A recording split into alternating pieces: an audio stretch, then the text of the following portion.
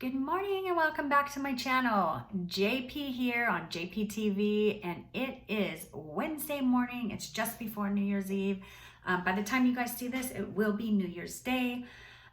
Today I'm going to be wrapping up our series on Adnan Syed. I'm very excited to be able to kind of share with you guys the rest of this stuff. It's going to be crazy. Join me on this wonderful ride. If you do like this video, please go ahead and like it below, subscribe, and without further ado, let's just jump on in. See you guys in a bit. All right, good morning. Let's go ahead and jump right on in. So, just so you guys know, the reason it's taken so long for me to upload this video is one, it's been the holidays, and two, I got really sick. And so today's the first day, like, I actually feel good enough to start filming again. So thank you so much for coming back and watching. And if you're new to my channel, welcome. Here on my channel, we share true crime stories. Typically, I focus on innocence projects that the Innocence Project team has taken on, because for me, I feel that these people need people to advocate for them. So this is going to be our last and final piece on Adnan Syed, who has actually been in prison since 1999. So if you haven't seen my first two videos, you should go ahead and look down in my description box. I'll have them both linked there because 1 and 2 go before 3. And without further ado, let's go ahead and get started. So like always, I'm going to link all the products that I'm using in the description box below. So that way, if you want to know what I'm using, you can check there. I'm actually going to do things a little bit backwards today. Typically, I will do my face makeup first and then my eyes, but I'm going to do my eyes today first. And because I forgot I was going to do that, I didn't get my primer out. So actually, the primer that I use to prime my eyes and get it ready is the Painterly Paint Pot by MAC. And so that's what I'm going to go ahead and do. All right, so I want to just kind of start off by recapping where we left off. So in my last video, we, discussed kind of more in depth what the state's case was against him and kind of how the state got led to Adnan and that was through his cell phone records. So in wrapping up today, we're going to talk about the different testimonies of Adnan's friends. We have Jay, obviously, who's the one that testified against him, saying that, he's the one that killed Hay and he helped him bury her body. And then we have Jennifer Pusateri, who is a friend of Jay, who is the person that Jay actually confided in first about Adnan killing Hay. And so we're going to talk a little bit about Jen's testimony and Jay's. So now here we are, and it is February 27th or 26th. And remember in my last video, I talked about how Jay had talked to the police one time before it was actually recorded. Well, following Adnan's cell phone records, they also were led to Jen. And so they reached out to Jen, and at that point, she was very nervous. Like, she didn't know, because really her involvement was she just knew what Jay had told her. So she goes to Jay's work and she's like, what do I do? The police want to question me. And Jay basically tells her, just say as least information as possible. Just tell them, that you don't know much, and then just to kind of direct them back to me. Okay. So her first discussion with those police was on the 26th of February in 1999. So this is right after, Hay's body's discovered, and they follow the cell phone records. So they meet with Jen, and basically what happens is that night, when she doesn't, give them much information, she goes home and talks to her mom, and they basically decide that they're gonna go ahead and go back to the police because she was afraid that if she didn't, that they would say that she was, you know, holding back, you know, information, and she didn't want to get arrested. So she goes back to the police, and basically at that point, she tells them that Jay wasn't involved, that basically what he told her was that Adnan had told Jay in the morning that he was going to kill Hay, and that he wanted Jay to pick him up later, and that Jay went to go pick him up later at the Best Buy parking lot. And then after that, they went and dropped off her car at some park and ride place. And then after that, later in the evening, that he asked Jay to help him bury the body. And then after they buried the body, that Jay then asked Jennifer to meet him down at Best Buy, and then she meets them down there. She actually sees them both together. Adnan's driving Hay's car, and Jay is driving Adnan's car.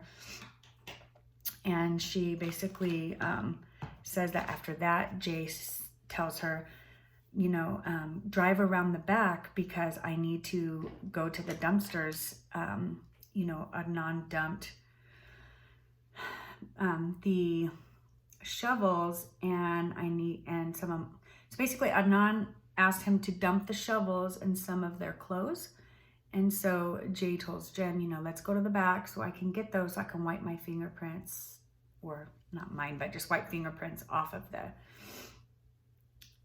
the shovels. And so the question there, which is really crazy, is if Jay wasn't involved at all, which it was Jay's claiming, like Jay's claiming basically in the beginning that all he did was, you know, go with Adnan to bury Hay's body, but that he didn't do anything else.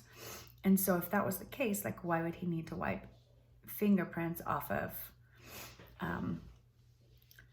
these shovels? That was like Jen's, you know, question regarding that. And so so basically that's what Jen tells the police. And then basically she says,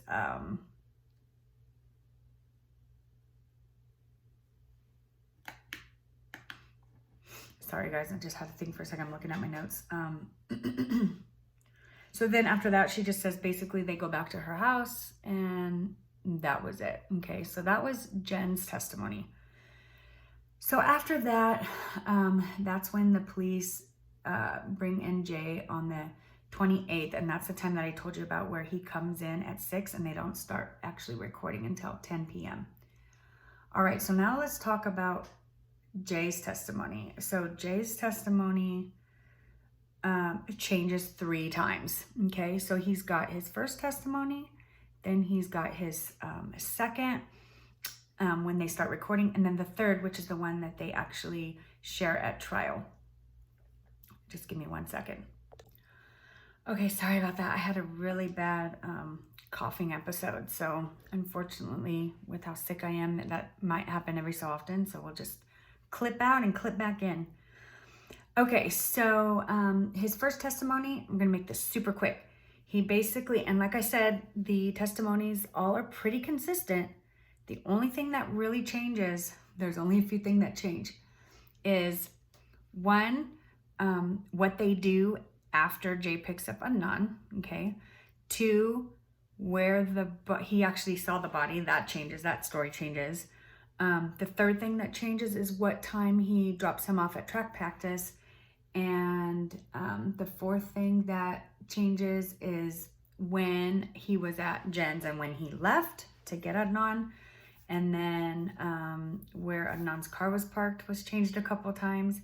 And lastly, you know, going to the Lincoln Park to bury the body, that kind of changes with the story, like what time they go. So in his first testimony, I'm just building up this color. Jay says that first thing in the morning, and he says this across the board on every single time he speaks to the police, that Adnan calls him in the morning and basically tells him, you know, come pick me up, let's go hang out for the day. Because Adnan was a senior, so his classes schedule was kind of all over the place. Like some days he not some days, he had like a break in between classes. And so sometimes it was very common for him. And he says that to leave campus and come back because they had an open campus. So Jay says he picks up Adnan. Adnan tells him that he's, you know, upset with Hay, that he's going to kill her. Then Jay drops Adnan off at school. They have a conversation about, you know, Jay borrowing the car and buying Stephanie a gift, which is Jay's girlfriend, for her birthday. They also talk about, you know, Adnan killing Hay, and that he will call Jay when he's ready to be picked up, and then Jay takes him back to school. So in the first testimony, after that, basically what Jay says is that he goes to Jen's house and that Jen's not home from work yet. He goes like around 12:45, and this again stays consistent too, like between 11:30 and 11:45. He goes to Jen's house. Jen's not there. He hangs out with her brother. They play video games. Jen comes home. He, you know, tells Jen, oh, Adnan's going to kill Hay. I'm waiting for him to call me and tell me to pick him up. And then this is where his story changes each time. So the first time he says that he gets a call from Adnan at 3:40 and tells him to meet him at the strip off Edmondson Avenue. And then they meet off the strip, and then they ditch Hay's car at the I-70 park and ride. And then they decide to go smoke a blunt at Patapsco State Park, which is, mind you, so this is 4:30. It's about 45 minutes away from the school, which he had to be back to track practice by 5 o'clock. So he ended up being late in order to have it as his alibi. So, so they go to the park. They're supposedly there for 30 minutes smoking weed, and then they leave, and Jay drops Adnan off at track practice. And then Adnan calls Jay around 6:45 and says, come and pick me up at track practice. I'm done. And then at that point, Jay goes and picks him up, and then they go to McDonald's. And then at that point, they return to the park and ride to get Hay's car. And then they, let me see, they go to Leakin Park, they bury Hay's body, and this is all happening between 7:30 and 8. 7:30 and 8:30. And then they bury the body, they leave Leakin Park, drive around some more until finally ditching Hay's car at a residential lot, which we're going to go into details about that in a little bit, which is really crazy because in the documentary, they actually go and talk to the neighbors at that residential parking lot to find out, you know, how likely is it that the car was there from January 13th all the way to February, I think it was like 26th or 27th when they found Hay's car. So, so that's Jay's first testimony, okay? And then his second time speaking to the cops, it changes around, so let me take a look here. And the reason why I'm looking at my notes is because I really want to make sure that I'm giving accurate information. This is really important. And, you know, if this video goes longer, no big deal. So where things get different in the second testimony, everything stays the same all the way to 3:30. Now, Jay says in his second testimony that by 3:30, he had not heard from Adnan about picking him up. And so he actually leaves Jen's house. And then what he does is he actually starts going towards his home. So Jay decides to go home because he hasn't heard from Adnan. And then while he's on his way home, he gets a call, the come and get me call at 3:35, saying, come and get me at Best Buy. I'm done. So he goes to Best Buy. He gets there about 3:40. And then Adnan shows him Hay's body in her trunk. And the thing about Jay's testimony, which they go into details later, is he says that her body was curled up like in a ball, like she was not buried in there, she was in the trunk, like curled up, kind of like what you would do if you put your knees to your chest and kind of hold them. But later when her body's found, it showed that that wouldn't have been the case, because the way the blood, the lividity was, so basically what happens is when you die, however your body is right when you immediately die, how it's laid for a certain amount of hours, all the blood flows to the bottom of that area. So all of the bruising was on the front part of her body, which would have meant that she was laying straight face down for a while for all the blood to be able to rush there. And so the way that Jay stated that her body was in the trunk just didn't really match what would normally be the case. And so that's the first thing. So then after that, he says, you know, they ditch Hayes' car again at the I-70 parking ride, so that the story's the same there.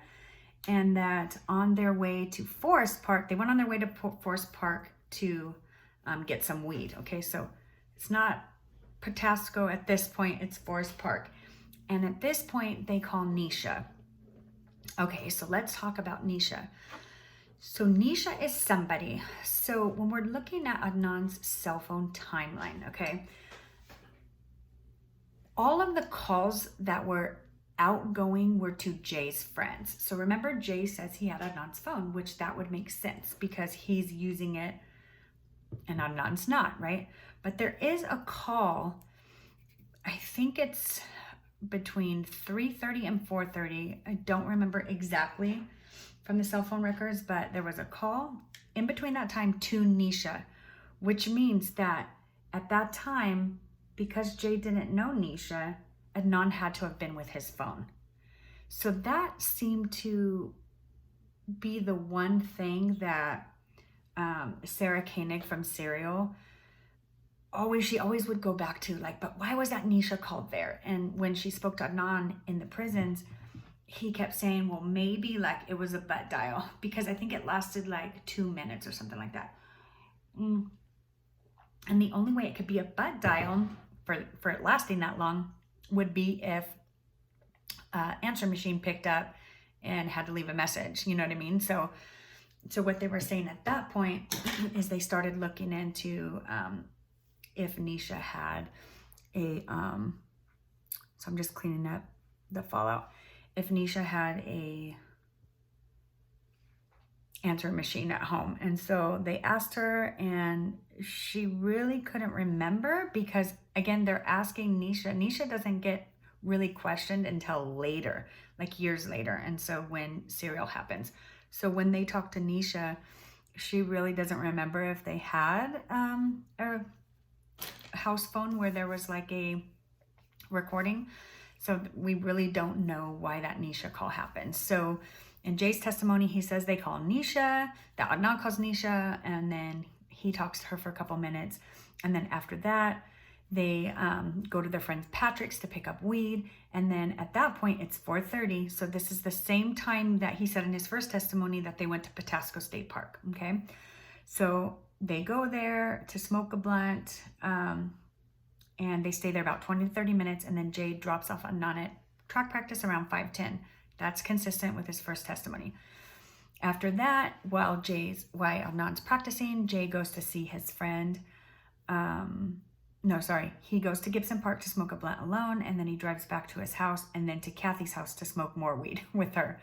These guys smoked a lot of weed. I'm just like, I think about that time in my life in the late 90s. When this happened actually was in 1999 is when my son was born. And so my youngest son was born in June. So I was actually pregnant during this time. So it's just funny when I hear how much they smoked weed. I'm just like, wow.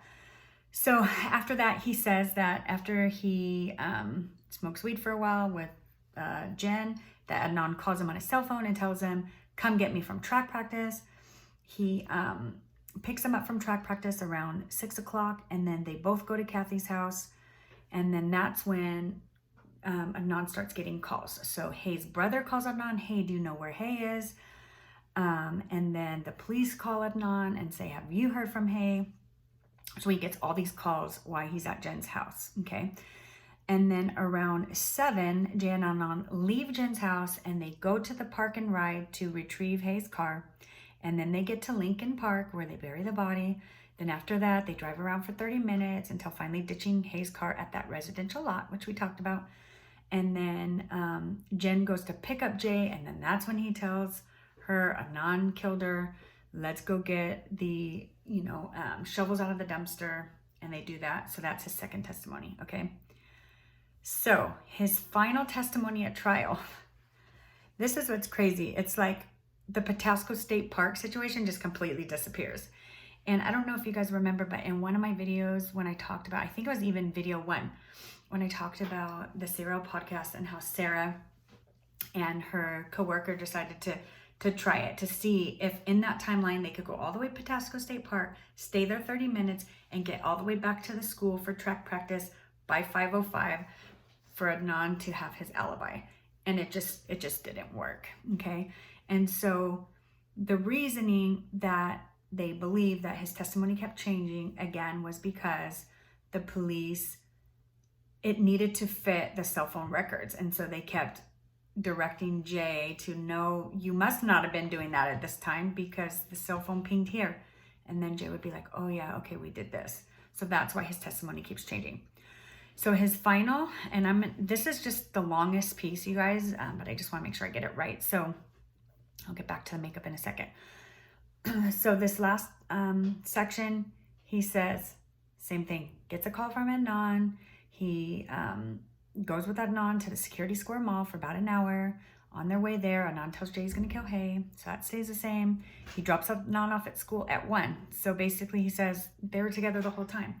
Where originally Adnan's testimony was, I was at school, I let Jay borrow my car to go to the mall and buy his girlfriend a gift, Stephanie, and he came back and picked me up in the middle of the day. We went and hung out, and then I went back to school because he had a break between classes. So that was Adnan's testimony. So it says that he doesn't drop Adnan off at school for the first time until 1 o'clock. And that at 1 o'clock, he leaves, goes to Jen's house. Jen's not home, so the story stays the same here. Hangs out with her brother. Jen gets home from work. And then it says that at 3:45, Jay doesn't hear from Adnan. And so he leaves and he heads towards his home. And then Adnan gives him the call and asks him to pick him up at Best Buy. He gets to Best Buy at 4 o'clock. Adnan shows him Hayes' body in the trunk. That stays the same. 4, they ditch Hayes' car at the park and ride. 4:20, they drive towards Patrick's house to buy weed. Okay, that stays the same. 4:30, they call Nisha. That stays the same. Then 4:45, they call Phil and Patrick. This is where in the past, it said they went to Patapsco State Park. Now that's completely gone. They just went to hang out with a friend and smoke weed. And then Jay calls Jen to see if Kathy's home. Now, all of a sudden, in his testimony, there's all these calls being made during the time where it never had been mentioned before. And that's because the cell phone records are showing that Adnan is making all these calls, or whoever has Adnan's phone. So he calls Jen to see if Kathy's home. Then he drops Adnan off at track practice at 5:15, goes to Kathy's house. Then Adnan calls him, says, pick me up from practice. He picks him up at Kathy's house at 6:30. Or no, Adnan and Jay go back to Kathy's house after he picks up Adnan from practice. Then they leave Kathy's house at 6:50 to drive to Jay's house where they get 2 shovels. And then at 7:15, they go to bury the body. Okay, after they bury the body, they go to McDonald's. Wow, you just buried somebody and you want to go eat a Big Mac. Like, that is hilarious. I just think, I don't know. That's where I feel like the story is just not making any sense. Like, why? I don't know. Like, why anybody in their right mind would even, especially if Jay, like, felt any sense of, like, remorse for even helping bury the body, that they would go eat at McDonald's, which just blows my mind. Also, Adnan says that this was during Ramadan. And during Ramadan, Muslims do not eat. They fast all day long until the night. So in Adnan's testimony, he didn't eat all day until 9 o'clock at night when he went to the mosque with his family, and then they broke their fast. So McDonald's, breaking the fast, I don't know. All right, so those are the testimonies. So now that we're finished with that, now I want to jump into his conviction. So just to kind of give you guys an idea, I know I talked about in the first one where things are at right now, but I want to give a more detailed description of where things are at. So actually, I'm going to start putting on my face makeup. So now what's happening is in 2003 and 2013, he goes through some appeals, okay? And both of those get denied, okay? So after that, what ends up happening is the podcast serial begins because Adnan's family friend reaches out to, hears about the podcast serial from This American Life and decides to reach out to Sarah Koenig and ask for help. So the podcast debuts in October of 2014, okay? So during that time, it goes viral because of new evidence from the show. So at that point in 2016, his conviction is overturned and he's granted a new trial. And then he's forced to wait a couple years to find out when his new trial will actually happen. And so in March of 2018, 9 months after the Court of Special Appeals hearing, they upheld the judge's decision to vacate the conviction. Okay, so that's good. So they're still waiting for the trial, okay? And then at that point, the state has 30 days to decide if they will appeal the ruling to the Maryland's highest court of appeals, which they did. And then they voted 4-3, you guys, to deny the claim for a new trial. And that's where we're at right now. That was in 2018. And so as soon as that happened, they decided to make the HBO documentary. And so with the HBO documentary, what they started doing is they started really, really digging in and researching all the people that did the documentary. They speak with all the people from Serial. They speak with Adnan's family friend, Rabia, and they interview obviously all his friends from during that time. They end up interviewing, I talked about this in my last video, they end up interviewing Jay's ex-girlfriend who he ended up dating, and I think they started dating in like 2006. They had a son together, and then they broke up in like 2008 because of domestic violence, which is crazy. So, so in the documentary, they look closely at the cell phone records, and they see an incoming fax from AT&T that says specifically when the police had requested the cell phone records, the fax was sent over from AT&T, and it basically said the only calls that are valid are incoming calls. Hold on, let me see. Yeah, only the incoming calls can be reliable for location. Incoming calls cannot be reliable for location, only outbound, okay? And what's crazy about that, excuse me, is the state's case was all based on incoming calls. So when the state basically put him on trial, all of their supposed proven evidence of him being in all the places that he were based on incoming calls. So in the documentary, when they find this fax nobody had ever seen, they were like, wow, like we can't even, the whole state's case was based on this and they're not even provable. Like it doesn't even mean that that's exactly where he was, okay? So so at this point in the HBO documentary in 2019, Jay starts actually finally taking calls from them because they kept trying to reach out to him and he was like ignoring their calls, okay? So they finally talked to him and he maintains his story about how the day started, but he now says that Adnan showed up at his house and that's where he saw the body of Hayes and not at Best Buy. So here we are 19 years later and his story is changing yet again. I'm sorry, but this guy is just not reliable at all, you guys. Like I can't even right now. I just feel like, I don't know, it just really makes me sad that this is where we are and we have this person in prison. And you know, as I've been researching, because I'm getting ready for some of my other my other episodes. The next person I'm going to be talking about, actually, it was the saddest story. It was a documentary I watched on, I think it was either Netflix or Amazon Prime. I'll look into it and then I'll link it below. But he actually, a gentleman went to prison for 10 years for murder that he didn't commit. And his dad believed in him and spent 10 years fighting to get his son out of prison. And when he finally gets him out, you guys, it was so emotional. I watched that episode and I cried my eyeballs out because I was so moved that this dad would fight and fight and fight. I mean, he spent his last dime to try to get his son out. And I was just extremely impressed and encouraged and inspired. And so with that being said, it really prompted me to want to talk about that next. So, all right. So the next thing I want to talk about is the car being left at this residential area. So private investigators were hired to see if the car was there as long as the police said. It looked like the car hadn't been parked there long by what the neighbors said. They all said if cars were there too long, they would have called the police and it would have gotten towed. They're all stating that, okay?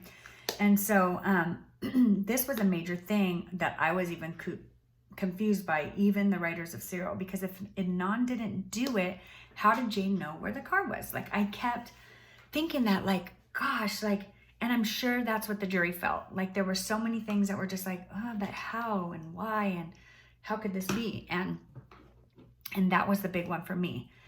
But from the investigation these guys did, it seems like the car, Jay knew where it was because the police told him where it was.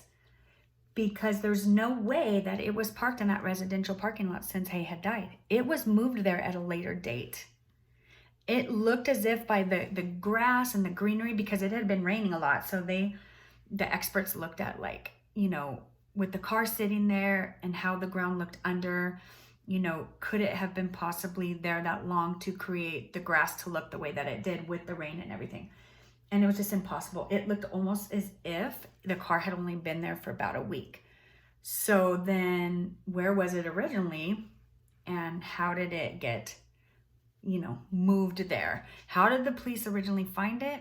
It's never really said. Again, this is just an assumption from the documentary, and you'll see that when you watch it and what I get from it.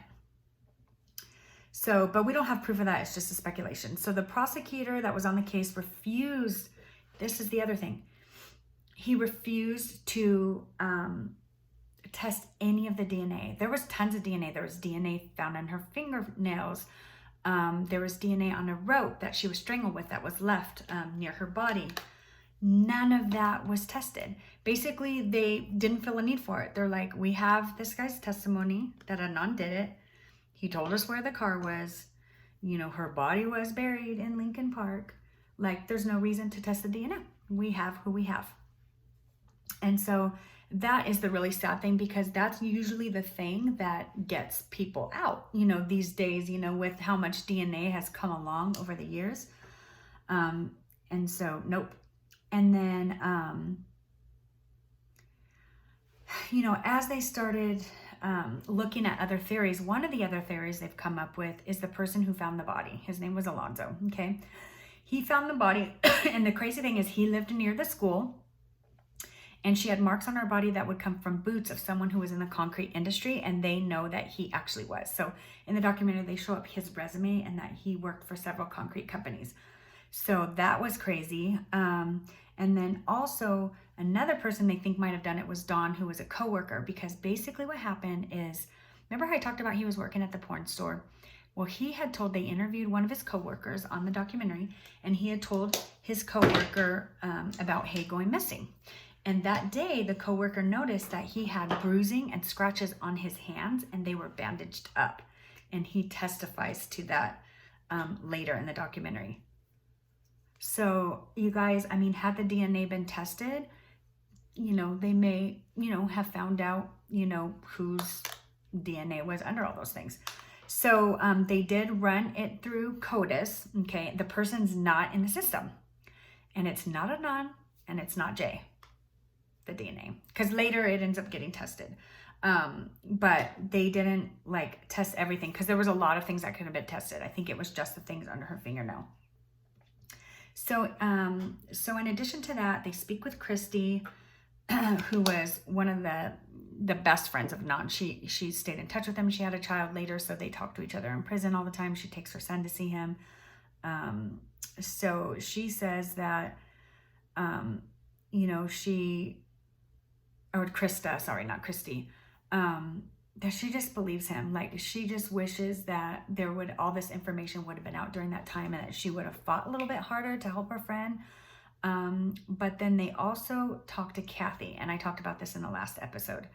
They talked to Kathy because Kathy's the one that kept saying, when they were at her house that night, remember, Adnan was getting calls, that Adnan kept saying, you know, what am I going to do? What am I going to say? But Jay was with him. Jay would be the only person that Adnan would say that on the phone to if he thought he was being questioned by the police. The only people that called him during that time was Hayes' brother. He wouldn't say that to him. And the police, to find out if he knew where he's at. So they, you know, were just digging with her, like, are you sure it was that night? And so what they did in the documentary is they looked into her schedule, her school schedule, and actually that night she had a class. I talked about this before. And, you know, it's funny in the documentary, she like puts her head down and shakes it, like, I can't even believe that this could be, like, I just don't remember. It's like all the days are just kind of coming together, and I just feel like him making that call just correlates with the situation like that. Like, I don't know what other reason he would say that to somebody on the phone, and he definitely said that to somebody on the phone at my house. But looking at her schedule, she's like, yeah, I mean, there's no way that I would have been home that night. So that's where we leave off with Kathy's story. And then this is the crazy part, the one that I was telling you guys about. So in the documentary, they lastly, the last person they speak to is Jay's ex-girlfriend, and they find out actually from the time that this happened with Hay all the way until 2019 or 2016, sorry, oh my gosh, you guys, 2019, when the documentary was on. Jay had been arrested over 20 times, you guys, 20 times. And they were all for different things, but this is the kicker. Out of those 20 times, he was never officially arrested.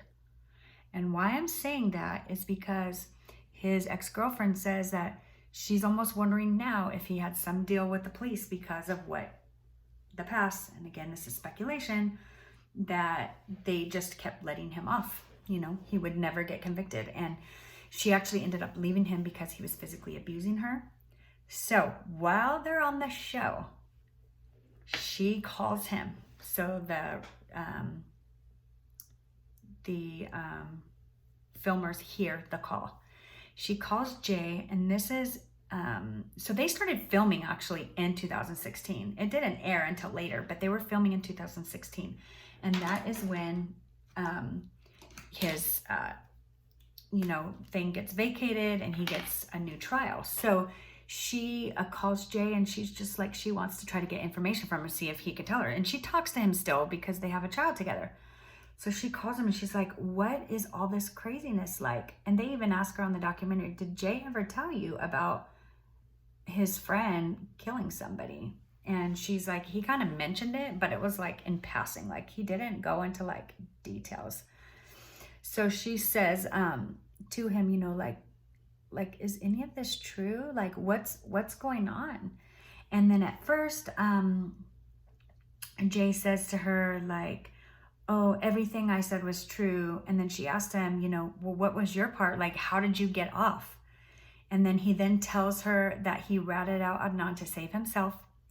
He said he got caught, and this is, quote, with a lot of weed, and they were trying to pin it on him. Okay. I don't remember if I mentioned this in my last episode, so I'm going to mention it now. Jay says that Adnan had asked him to buy like a boatload of weed for him, okay? And he had that in his car. So now what he's basically saying is that when the cops question him. They obviously search his car. They find all the weed, and they were going to pin it on him because he's saying, no, this is not mine. This is for Adnan. And because they were going to pin it on him, he decides to rat out Adnan and basically say he killed her. That's how the story came about. So in closing, there was so much DNA evidence that didn't get tested and still hasn't. Adnan's attorney knew about it and never did anything and never told Adnan. And she's dead now. She actually died, I don't remember what year, but she was really sick. So not long after the trial, actually, she passed away. So she couldn't even be questioned, like, why did you not get the DNA tested? Like, so I don't know why. Like, I don't know why her counsel was so ineffective. It's crazy. So at the end of 2018, the state ends up offering Adnan a deal, you guys. So they go to him and they say, look, if you plead guilty, because basically they didn't want, this is before they found out that the highest court, they decided to take it to the highest court, where the highest court overturned it. But before they decided to do that, they decided, because they didn't know how the Supreme Court was going to rule, let's give him a deal. So guess what they do? They offer him, they say, look, if you plead guilty, you will have to stay in prison just 4 more years, and then you can be released on time served. So his new attorney, he hired obviously a new attorney, was just in the documentary. He's just like, man, what am I gonna do? I gotta go tell this guy about this offer. I don't think he's gonna take it, but I hope he takes it, because then we could just be done with this. He'll be out in 4 years, so on and so forth. And he doesn't take the deal, you guys. He says, there's no way I'm gonna say that I'm guilty. I'd rather, what else can they take from me now? And this makes me so sad. He's just like, they've taken everything from me. I've spent most of my life in prison, so I'm not gonna plead guilty. Like, I did not do this. And I believe that one day I'll be exonerated for whatever reason, and I'm gonna trust God, and that's gonna be my time. And so the sad thing, you guys, is that his mother actually has leukemia. And, I'm moved also by his family friend Rabia, who has just fought for him this whole time. Like, what a great lady. Like, she has been his voice, his advocate, and she has not stopped. And his dad is old and frail, and this has really just taken his dad into like a deep depression. And now with the mom being sick with leukemia, like, he's even in a worse state. And so she finally told Adnan, hold please while I put lip liner on.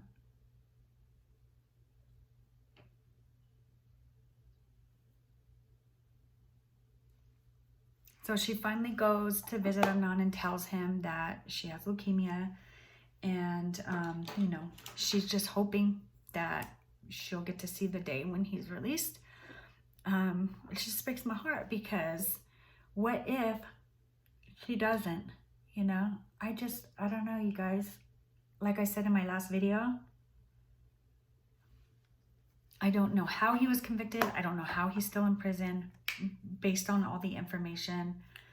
I don't know. I just feel like, take my clips out. I actually curled my hair this morning.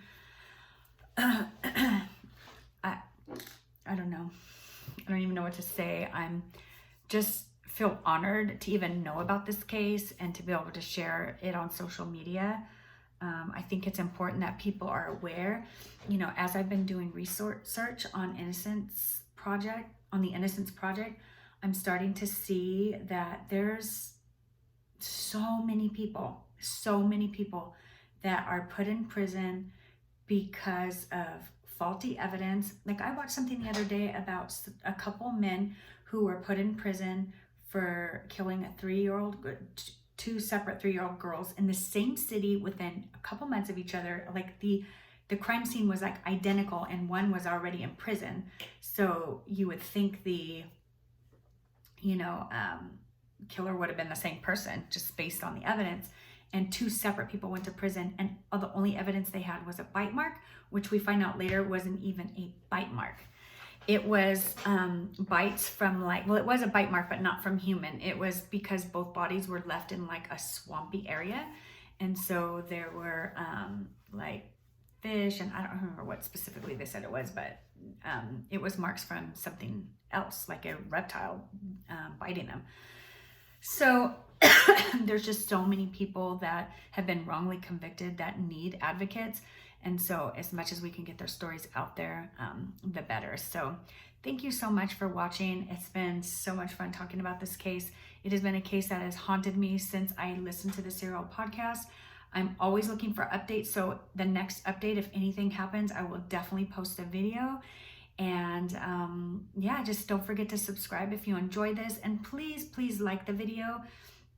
You know, it's important that you let me know that if you like my content, so that I don't continue to do the same stuff if you don't like it. And so I did mention in my previous video on this channel, which is a tutorial I did for the holidays, that I'm now going to be having 2 separate types of videos. So I'm going to have a true crime and makeup video, which will be on Saturdays, and then on Wednesdays I will be posting makeup tutorials. Just kind of change it up a little bit and give you a little bit of more diversity on my channel. So again, please subscribe, and thank you so much for watching, and I'll see you in my next video. Bye.